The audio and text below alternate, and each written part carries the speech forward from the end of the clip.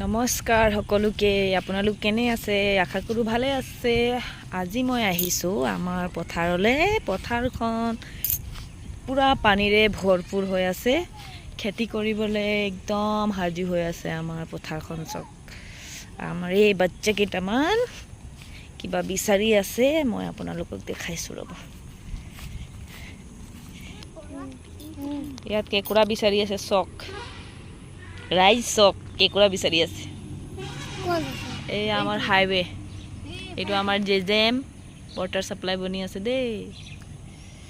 এইটো হৈছে মোৰ পুতলু। চাই দিয়া অলপ, এইফালে চোৱা। গ'লো বেটা, হাই কৈ দিয়া, হাই কৈ দিয়া, হাই কৈ দিয়া। এইফালে হাই কৈ দে।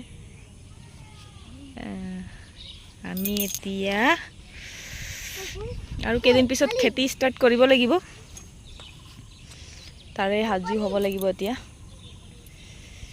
আপোনালোকে ক'ব কোনে কোনে পথাৰত যায়, ধান ৰুৱে। মই সৰুতে বহুত ৰুইছিলোঁ মা ঘৰত।